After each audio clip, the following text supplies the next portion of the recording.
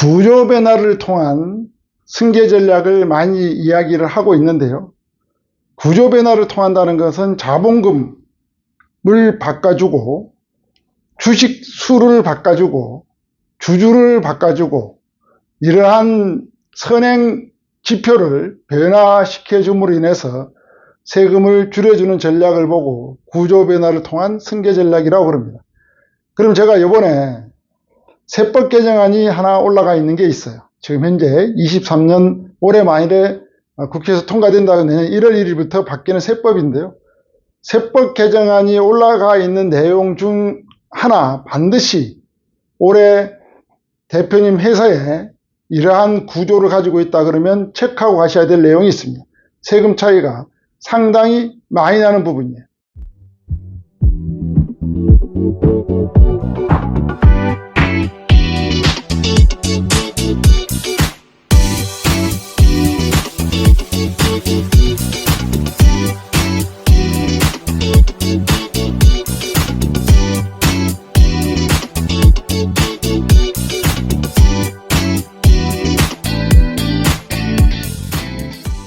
대표님들을 만나면 가장 많이 이야기하는 게 세금 이야기를 많이들 하세요. 세금이 많다는 거죠. 세금이라 하면은 이제 상속세및 증여세, 자산을 이전하는 과정에서 발생되는 조세 비용, 살아있을 때 넘어갈 때는 증여세고, 사망 시점에 넘어가는 자산 이동했을 때는 상속세를 납세하게 되는데요. 세금 이야기를 주로 많이들 하십니다. 세금을 줄일 수 있는 방법은 대표님들이 가장 잘 아세요. 왜냐하면 세금을 줄일 수 있는 방법 중에 가장 핵심적인 내용이 자산 가치입니다. 자산 가치가 얼마냐. 자산 가치 예측은 비상장 주식 같은 경우는 세 가지 요소가 있는데요. 첫 번째 요소는 그동안 벌어들인 손익 가치가 얼마냐, 3년간 벌어들인 이익 가치가 얼마냐에 따라서 결정이 됩니다. 그러면 올해 업황이 어떻게 될 건지, 지금 11월이지 않습니까? 11월이면 이제 2달 마감 남았거든요. 이 2달 동안에 우리 기업이 업황이 어떻게 되고 어떻게 마감을 해서 영업이익이 얼마나 될 것인지는 대표님들이 가장 잘 아세요. 전년 대비해서 이익이 증가할 거다 그러면 자산 가치는 늘어날 것이고, 전년 대비해서 마감을 좀 저조하게 한다 그러면 자산 가치는 줄어들게 돼 있습니다. 자산 가치 과표가 줄어드니까 조세 비용도 떨어지는 겁니다. 그리고 두 번째 요소는 자산 가치, 자산이 얼마냐, 회사에서 그동안 벌어놓은 돈이 얼마가 있냐는데요. 이 자산이라 하면 부동산으로 있을 수도 있고요. 또 뭐 기계장치로 있을 수도 있고, 재고자산으로 있을 수도 있고, 매출채권으로 있을 수 있습니다. 이 자산에서 부채를 뺀 금액을 보고 순자산가액이라고 해요. 이 순자산가액이 얼마냐에 따라서 조세 결정하는 과표는 달라집니다. 그러니까 첫 번째 요소가 매년 벌어들이는 연간 소득이 얼마냐가 되고요. 두 번째 요소는 그동안 벌어놓은 돈이 얼마냐, 자산에서 부채를 뺀 순자산 가격이 얼마냐가 중요합니다. 이걸 부동산 보유 비중이 좀 많은 곳은 자산 가격을 높게, 가중치를 높게 주고요. 부동산 보유 비중이 자산에서 차지하는 비중이 50% 밑으로 떨어지면 손익가치를 가중치를 더 줘서 60%를 가중하도록 되어 있습니다. 그러면 세금을 줄이려고 그러면 결론적으로 우리 회사의 재무구조, 재무상태표가 어떻게 변화될 것인지가 체크하는 게 가장 기본적인 것이고요. 두 번째로는 우리 회사의 손익활동 구조가 어떻게 가고 있는지를 체크하는 게 바로 세금을 줄일 수 있는 길이다. 세금을 줄이려고 그러면 언제 이전할 것인가, 타이밍이 중요합니다. 이동 시점. 그 이동 시점을 잘만 잡아주면 세금은 상당량 줄여들 수가 있습니다. 그런데 이동 시점을 누가 잘하냐? 주변에 있는 지인들이 잘하는 것도 아니고, 또 기장을 해주고 있는 세무사님이 잘하는 것도 아니고, 컨설팅을 하는 컨설턴트들이 잘하는 것도 아닙니다. 이 지수는.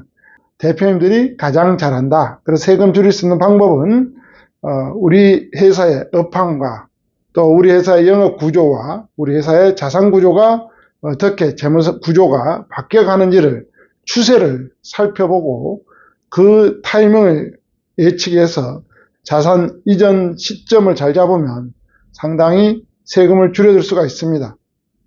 또 하나는 이제 세금 이야기만 계속 다루다 보니까 어떤 문제가 있냐면요.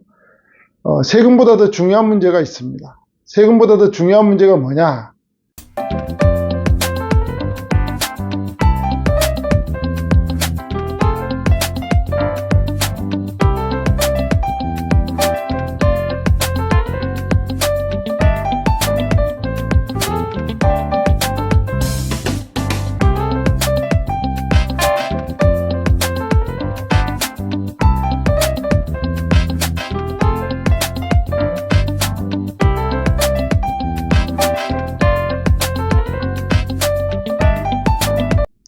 또 하나는 이제 세금 이야기만 계속 다루다 보니까 어떤 문제가 있냐면요. 세금보다 더 중요한 문제가 있습니다. 세금보다 더 중요한 문제가 뭐냐? 자산을 조기에 이전해 줌으로 인해서 이제 불안감을 갖고 있는 대표님들이 꽤 계세요. 무슨 말이냐면요. 지금 현재 우리나라가 장수사회로 접어들었습니다. 장수사회로 접어들었는데요. 과거에는 60세, 70세 정도 이렇게 60대, 70대만 살으셔도 장수했다고 이야기하잖아요. 근데 요즘 세대는 뭐 기대 수명이 100세까지 보고 있기 때문에 대체적으로 자산을 이전하는 시점을 늦추려고 합니다. 과거에는 60대, 50대에 자산을 이전했다고 하면 지금은 자산을 70대, 80대가 돼도 이전하지 않고 있는 현상을 보이고 있어요. 지금 내가 자산을 넘겨주고 난 이후에 내가 자산이 자녀 세대로 넘어간 이후에 보여줄 수 있는 자산이 없어짐으로 인해서 다음 세대를 아버지로 보지 않은 그러한 현상들이 주변에서 종종 보이고 있거든요. 혹시라도 내가 자산을 줌으로 인해서 힘 빠진 아버지가 되지 않을까, 힘 빠진 어머니가 되지 않을까, 이런 우려감을 가지고 있습니다. 지금 자산이라면 빠르게 넘겨주는 게 좋은 것은 알고 있어요. 왜냐하면 시간이 지나면 지날수록 세금 과표는 올라가게 되어 있다는 것은 상식적으로 다 알고 있습니다. 그렇지만 그 세금 때문에 나의 미래가 불안정한 그런 상태로 가는 것을 두려워하고 있다는 겁니다. 그러한 부분까지 컨설팅에 포함되어야 된다. 세금 때문에 자산은 조기 이전되더라도 자산이 자녀 세대로 넘어갔지만 그 자산권 처분에 대해서, 자산 관리에 대해서는 부모 세대가 계속적으로 가지고 있으면서 가문의 자산 관리를 할 수 있는 방법들이 얼마든지 많이 있습니다. 이러한 자산이 넘어감으로 인해서 발생되는 부모 세대의 어떠한 허전함, 리스크, 또는 자녀 세대들이 그 자산을 바르게 지키지 못하고 훼손할 가능성, 대출이라든지 매각해버린다라든지 이러한 불안감이 있기 때문에 자산을 못 주고 있는 대표님도 상당히 있는데요. 그러한 방법까지 같이 검토해서 자산 승계 전략을 수립하면 아주 좋다라고 이렇게 보시면 될 것 같습니다. 또 세금과 함께 또 고려해야 되고 오히려 세금보다도 더 중요한 내용이 하나가 더 있습니다. 좀 전에 말씀드린 자산 이전에 대한 부작용, 제가 레임덕이라고 표현을 많이 합니다만은 이런 부작용을 잘 컨트롤하면서 자산 승계하는 게 중요하고요. 또 하나는 민법상 상속에 관한 제도입니다. 이 민법에 보면 유리분, 법적 상속 이런 내용들이 나옵니다. 대표님이 사망을 하게 되면 자녀들이 이제 1순위가 됩니다. 1순위가 돼서 또 배우자는 1순위와 공동순위가 되고 자녀가 가령 2명이 있다 그러면 법적 상속으로 n분의 1로 이제 자산이 상속이 되는데요. 살아계실 때 특정 자녀에게 모든 자산을 특정 자녀에게 증여를 해줬다라고 가정을 하면 상속 상황이 왔을 때 이 자산을 제대로 받지 못한 자녀는 법적 상속분에 미달한, 유리분에 미달한 자산을 받았다고 해서 본인의 권리를 청구할 수가 있습니다. 그렇게 되는 과정에서 다음 세대 자녀들 사이에서 불화와 또는 감정적 대립이 많이 생기는 경우들이 많이 있습니다. 이러한 것을 사전에 잡아주는 것도 대표님의 역할이다. 그래서 자산 승계는 세금만 강조해서는 안 된다. 민법상 상속 제도도 고려해야 되고 본인의 자산 이전에 대한 부작용, 레임덕도 고려가 돼야 된다라고 이렇게 보시면 될 것 같습니다.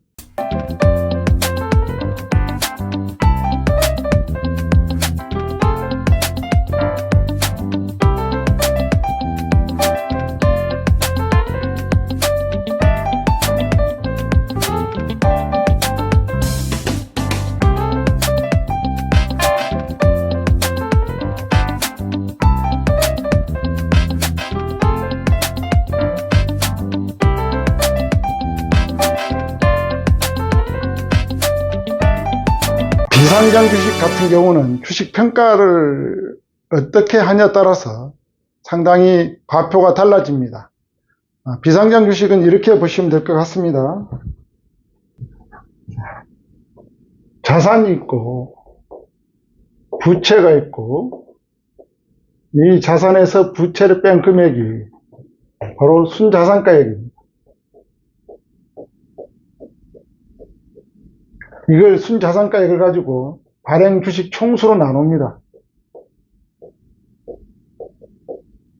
발행 주식 총수로 나누면 이게 바로 자산 가격이 됩니다.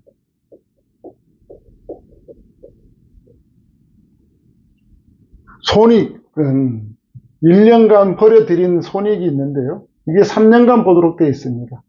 3년간 손해를 보는데 지금 22년 결산을 맞춰 놓은 거죠. 22년, 21년, 과거에 20년 이렇게 결산을 하는데요. 가중을 주는데 직전 연도는 곱하기 3을 해주고요. 직전 연도 앞에는 곱하기 1을 해주고요. 곱하기 2를 해주고요. 3년 전은 곱하기 1을 해줍니다. 그러니까 이익이 가장 많이 난 최근 연도가 이익이 가장 많이 났다. 그러면 곱하기 3을 해주기 때문에 가령 이익이 10억이 났다 가정을 하면 10억 곱하기 3은 가중을 주니까 30억이 반영되고요. 이 해가 예를 들면은 5억이 났다 그러면 가중치 곱하기 5가 됩니다. 이 해가 30억이 났다 그러면 가중치가 1이 되죠. 그럼 이익이 가장 많이 난 해는 주식평가 금액이 높게 나온다라고 이렇게 보시면 될 것 같습니다.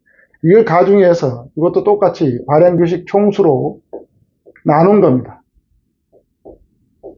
나누면 이걸 보고 순손익가치라고 해요. 이 순손익가치를 가지고 이렇게 나누게 되는데요. 여기서 가중을 줄 때 1번과 2번을 갖고 나누는데요.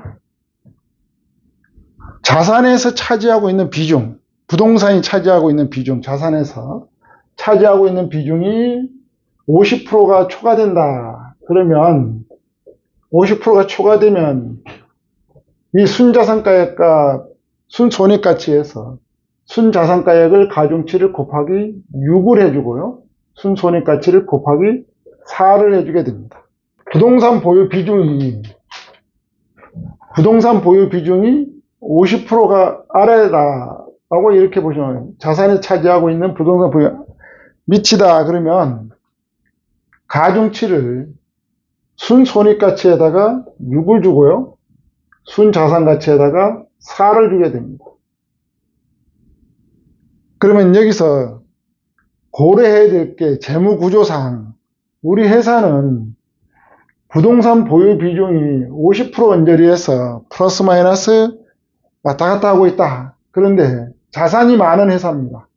자산이 많이 있는 회사라 그러면 51%가 되는 회사다. 그러면 이 회사는 49.5%로 부동산 보유 비중을 떨어뜨리면 가중치를 자산 가격이 많은 6을 주는 게 아니라 순손익가치를 6을 주니까 주식 가격은 떨어질 수 있다. 그래서 결론적으로 회사의 재무 구조를 변화를 통해서 주식 가격을 떨어뜨리면 가표가 떨어지니까 이 세금도 줄어든다 라고 이렇게 보시면 되고, 또 여기서 중요하게 한번 또 봐야 될 게 뭐가 있냐면 발행 주식 총수가 계속 나왔습니다. 여기에서도 순자산가액 나눌 때도 발행 주식 총수가 나왔고요. 순손익가치 계산할 때도 발행 주식 총수가 나왔어요. 그럼 발행 주식 총수를 늘려주면 주식 가격도 떨어진다는 의미입니다. 그럼 발행 주식 총수를 늘려주는 방법은 여러 가지가 있는데요. 이 발행 주식 총수를 늘려주는 방법은 크게 보면 증자를 하면 증자. 증자를 자본금 늘리는 거죠. 발행 주식 총수를 늘리면은 이게 증자를 통해서 가능합니다. 증자를 통해서 가능한데요.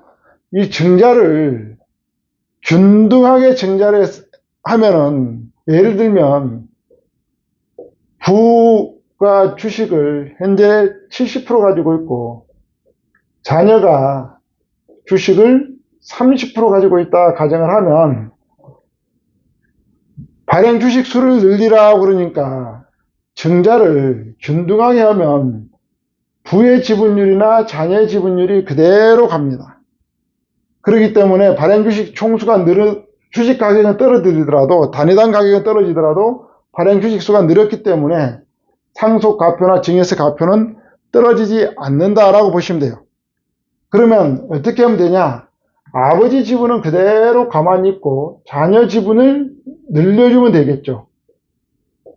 아버지 지분을 발행 주식 총수를 조절해서 자녀 지분만 늘려주면 자녀 지분이 자연스럽게 40이 되고 40%가 되고 아버지 지분은 60%로 자연스럽게 떨어진다는 거죠. 자녀 지분만 늘려줬으니까 일종의 증여가 일어난 거예요. 증여. 일종의 증여가 됐기 때문에 증여 이익이 발생됐다. 증여 의제가 발생했다. 증여세를 부과합니다. 그럼 이 증여세를 부과하지 않고 하려고 그러면 시가로 증자에 참여하면 됩니다. 시가로 증자에 참여해야 되는데 불균등한 증자는 시가로 참여를 해야 됩니다. 이 시가를 참여했을 때는 증자에 참여되는 금액이 자녀가 부담이 너무 많다는 거죠. 한 주당 가격이 30만 원인데 만 주를 늘리려고 그러면 부담감이 상당히 크다는 거죠. 그러면 불균등하게 증자를 하는 데 있어서 가격 결정을 시가가 아닌 이러한 형태로 불균등하게 증자하면서 시가가 아닌 시가보다 낮은 가격으로 증자할 수 있는 방법들이 있다는 겁니다. 그래서 발행 주식 총수를 자녀 세대, 자녀법인 쪽에서 늘려줌으로 인해서 주식 가격을 떨어뜨리는 이러한 컨설팅을 보고 구조 변화를 통한 컨설팅이라고 그래요. 이미 결정되어 있는 현상에서는 세금을 줄일 수가 없습니다. 선행적으로 발생되는 구조를 다르게 만들어주고 변화를 시켜줌으로 인해서 자산 가격을 떨어뜨리는 그런 컨설팅이 진행된다라고 이렇게 보시면 될 것 같습니다.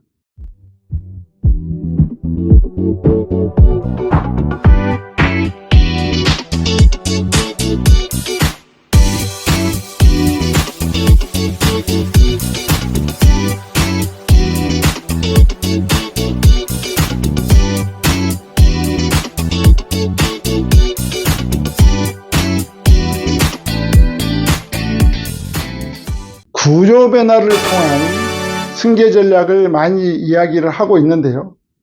구조 변화를 통한다는 것은 자본금을 바꿔주고 주식 수를 바꿔주고 주주를 바꿔주고 이러한 선행 지표를 변화시켜 줌으로 인해서 세금을 줄여주는 전략을 보고 구조 변화를 통한 승계 전략이라고 합니다. 그럼 제가 이번에 세법 개정안이 하나 올라가 있는 게 있어요. 지금 현재 23년 올해 말에 국회에서 통과된다고 내년 1월 1일부터 바뀌는 세법인데요. 세법 개정안이 올라가 있는 내용 중 하나 반드시 올해 대표님 회사에 이러한 구조를 가지고 있다 그러면 체크하고 가셔야 될 내용이 있습니다. 세금 차이가 상당히 많이 나는 부분이에요. 그 첫 번째가 뭐냐면요. 감액배당 이야기 많이 들으셨을 거예요. 감액배당 이야기를 많이 들었을 텐데요. 이 감액배당을 하면 비과세입니다. 비과세. 이 비과세가 되는데 자본 잉여금을 배당함으로 인해서 비과세를 만들어내는 건데요. 이 자본잉여금의 가장 대표적인 게 주식 발행 초과금이에요. 대표님 회사의 재무상태표를 한번 보세요. 재무상태표를 보시면 이렇게 되어 있습니다. 맨 위에가 자산이 나오고, 자산. 재무상태표에 자산이 나오고, 그다음에 부채가 나오고, 밑에 자본금이 나옵니다. 이 자본금 밑에가 자본잉여금이라고 이렇게 나와요. 자본잉여금이라고.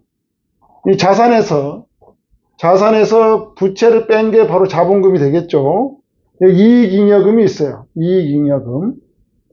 이익잉여금은 미처분 이익잉여금이죠. 이건 이제 그동안 영업활동을 해서 배당 가능 이익으로 쌓아둔 겁니다. 이걸 가지고 배당을 하면 과세가 다 됩니다. 그런데 이 자본잉여금을 가지고 배당 재원으로 가져가면 비과세라는 거죠. 자본금이 1억이다 그러면 자본금의 1.5배 초과되는 것에 대해서 배당을 하면 비과세다라고 이야기를 많이 들으셨을 거예요. 그런데 여기서 자본잉여금이 비과세라고 이야기는 알겠는데 자본잉여금이 만들어지는 경로가 여러 가지가 있어요. 첫 번째, 주식을 증자하는 과정에서 발생되는 주식발행 초과금이 있어요. 주식발행 초과금. 합병이라든지 분할 이런 걸 통해서 발생되는 자본잉여금이 있을 수 있습니다. 또 세 번째로는 서로 주식을 교환 과정을 거쳐서 회사를 새롭게 구조 변화를 가져가는 이런 경우에도 주식 포괄적 교환, 주식 교환을 통해서 발생되는 자본잉여금이 있을 수 있습니다. 대부분 주식 발행 초과금을 가지고 가는 건 대부분 해당이 되는데 합병, 분할, 차익으로 인해서 발생되는 자본잉여금은 비과세 환대에서 빠집니다. 주식 발행 초과금을 어떻게 만들면 되냐? 균등하지 않는 방법으로 자본금이 늘어나는 경우에 주식 발행 초과금이 생깁니다. 여기서 가령 좀 전에 말씀드린 대로 아버지가 주식이 70% 있고 자녀가 주식이 30% 있는 상태에서 아버지가 부동산이 들어왔다는 거예요. 부동산이 출자됐어. 아버지 부동산. 출자할 수 있겠죠. 부동산 100억짜리가 들어왔어요. 그럼 아버지 혼자 자본금 증자에 참여한 겁니다. 이때 시가가 한 주당 가격이 20만 원이었다. 20만 원인데 액면가는 5천 원짜리예요.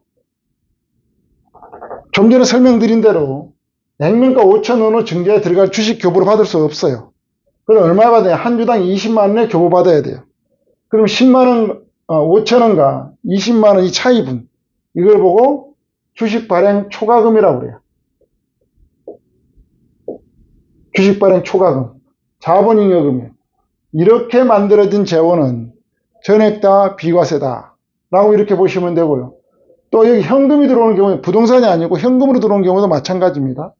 또 외부 자금을 조달하기 위해서 자본금을 늘리면서 투자 유치를 하는 경우들이 있어요. 이렇게 투자 유치되는 과정에서도 주식 발행 초과금이 생깁니다. 이번에 올라간 세법 개정안 중에 뭐가 있냐면요. 이렇게 만드는 주식 발행 초과금 중에 이제 과세를 하겠다는 내용이 하나 있어요. 그게 뭐냐면 상환 우선주. 상환 우선주를 발행하면서 주식 발행 초과금을 만들어 놓은 경우는 그러한 자본잉여금을 가지고 배당을 한 경우, 감액 배당을 하면 과세하겠다라는 이런 내용이에요. 상환 우선주가 뭐냐면요. 회사에서 자본을 유치하는데 가령 100억을 유치한다 그러면 그때 당시에 주식 가격을 가치를 산정해서 한 주당 30만 원의 우선주를 발행합니다. 차입이 생겼으니까 당연히 자본잉여금으로 계상을 해둡니다. 그런데 상환자가 들어가 있죠. 상환. 이게 한 3년 있다가 또는 1년 있다가 이게 상환을 해버린다는 거죠. 우선주인데 상환할 수 있는 권리가 있는 우선 채권자들이 주식으로 계속 가져갈 수도 있고요. 배당을 노린다라든지 뭐 이런 걸 할 수도 있겠죠. 근데 이 회사가 별로 미래가 밝지 못하고 그러면 상환할 수 있는 옵션을 가지고 있는 겁니다. 그러면 상환을 하게 되면 어떤 현상이 나타나냐면 회사 입장에서는 100억을 도로 상환해 줘야 되거든요. 이 100억을 상환할 때 뭐하고 상계를 쳐서 나가냐면 여기에 있는 이익잉여금호 상계를 쳐서 마이너스를 쳐줍니다. 그럼 결국은 돈을 빌려올 때 조달할 때 만들어졌던 주발초는 그대로 있는데 자본이 그대로 있는데 상환해 버렸기 때문에 상환을 해서 이익잉여금과 상계 처리해서 나가니까 결국은 배당 가능 이익에 대해서 손을 댄 거죠. 그런데 이 주발초는 그대로 있는 현상이니까 이 부분에 대해서는 과세하겠다는 건데 12월까지 올해 12월까지는 상환 우선주를 발행함으로 인해서 발생된 자본잉여금에 대해서도 비과세입니다. 혹시라도 회사의 재무상태표에 자본잉여금으로 형성되어 있는 항목 중에 상환 원인이 상환 우선주를 발행함으로 인해서 발생된 자본잉여금이 있다 그러면 올 연말이 12월이 가기 전에 감액배당 형태를 통해서 작업을 해야만이 절세 효과를 가져올 수 있다라고 이렇게 보시면 될 것 같습니다.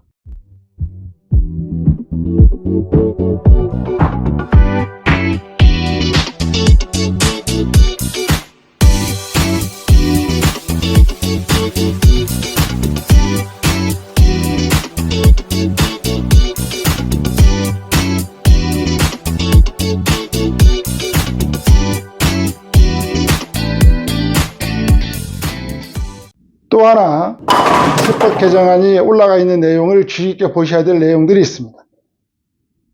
대표님 회사에 여러 관계사들을 많이 이렇게 보유하고 있는 경우들이 꽤 많이 있습니다. 근데 A법인도 있고 B법인도 있어요. A법인과 B법인을 교차해서 주식을 갖고 있으면 10% 이상 갖고 있으면 의결권이 제한됩니다. 무슨 말이냐면요. 대표님 법인에 A법인이 하나 있어요. A법인이 있는데 A법인 주주가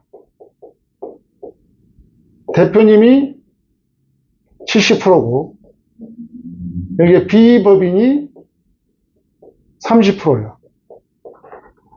여기 B법인에서도 자녀가 70% 갖고 있습니다. 그런데 여기 A법인에서 30%를 가지고 있는 경우들이 있습니다. 이렇게 지배구조를 가지고 있으면 서로 교차해서 B법인도 30% 투자했고 A법인에 또 B법인의 A법인도 30% 투자를 했습니다. 이렇게 되어 있는 경우는 이 두 주식 다 의결권이 없습니다. 상호 출자 의결권 제한 규정이어서 대표적인 의결권 없는 주식이 자기 주식이에요. 자기 주식. 또 하나는 이렇게 상호 출자를 하고 있는 주식을 갖고 있으면 의결권이 없습니다. 이게 몇 프로냐면 10%. 10% 초과해서 가지고 있으면 의결권이 없어요. 근데 이게 지배구조를 정할 때 의결권을 가지고 지배구조에 아주 영향을 미칠 때는 10% 룰을 가지고 의결권을 행사해서 의사결정권을 가져가는 사례도 많이 있는데요. 오늘 제가 말씀드리고 싶은 거는 이 사례인데요. A법인과 B법인 사례인데요. A법인은 누가 주려고 그러냐면요. A법인은 1남에게 주고 싶어 해요. B법인은 2남에게 주고 싶어 합니다. 대표님 생각에. 그럼 현재 자녀 2남 회사로 해서 주주가 2남이 이렇게 가지고 있어요. 대표님 주식 70%만 1남에게 승계해주면 되겠죠. 근데 여기서 이제 걸리는 거는 뭐냐. 교차해서 가지고 있기 때문에 A법인 주식을 없애는 방법이 중요합니다. 그럼 여기서 A법인 주식을 감자 처리할 수 있어요. 소각 처리하면 결론적으로 2남이 100%가 되는 겁니다. 지분이. 그러면 2남에게 승계 작업을 마무리할 수가 있어요. 그럼 소각했으면 100%로 늘어났기 때문에 누군가가 이익을 받거든요. 그런데 이익을 볼 때 누가 봤냐면 시가로 소각을 했거든요. 시가로. 그 시가로 소각을 했기 때문에 A 법인에서 취득가액과 소각대가 차입이 생겼어요.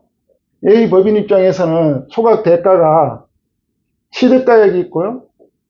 시가 차입은 있습니다. 이게 입금이 생긴 겁니다. 입금. 입금이 생겨서 개인의 같은 경우는 이걸 의제 배당으로 해서 과세를 하고 있어요. 지금 현재. 근데 법인은 입금 생긴 부분에 대해서 의제 배당, 배당과 같은 효과가 있는 거죠.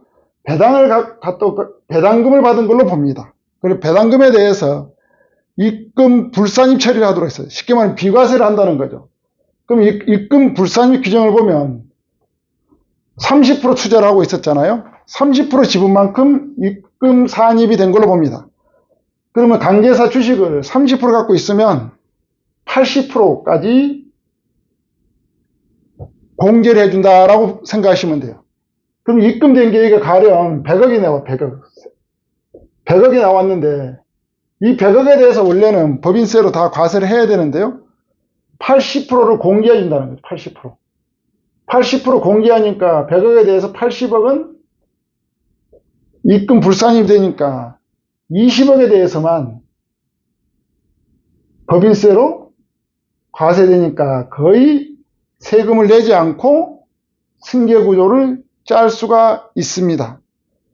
또 하나는 여기가 만일에 지분율이 50대 50을 가지고 있었다라고 가정을 하면 자녀 50, A 법인이 50% 가지고 있다 가정을 하면 이러한 경우에 입금이 생겼다 그러면 전액 다 80%가 아니라 100%를 입금 불산입 처리합니다. 그러니까 100억이 다 입금이 안 되는 거죠. 그래서 법인세 낼 돈은 법인세는 없다. 그래서 이건 승계구도를 결국은 내부에서 돈이 돌고 도는 겁니다. 그런데 사회로 유출되는 세금은 제로죠. 사회로 유출되는 세금은 제로인데 내부적으로 돈만 왔다 갔다 한 겁니다. 이렇게 함으로 인해서 B법인의 이남에게 승계 구조는 다 끝났어요. 세금 없이. 이게 이제 가능했는데요. 올해 세법 개정안에 이게 들어있어요. 이런 구조를 해서 법인이 입금이 생겼을 경우, 의제 배당이 배당과 같은 거죠. 이렇게 됐을 경우에는 입금 불산입에서 입금 산입으로 간다. 그러니까 비과세가 아니다. 입금 산입 제외 대상이 아니다. 그래서 올해 이러한 구조를 가지고 있는 법인이 있다 그러면 올해 12월 안에 정리를 하셔야 상당량 세금을 절세를 하면서 승계구조를 짤 수 있다라고 이렇게 보시면 될 것 같습니다.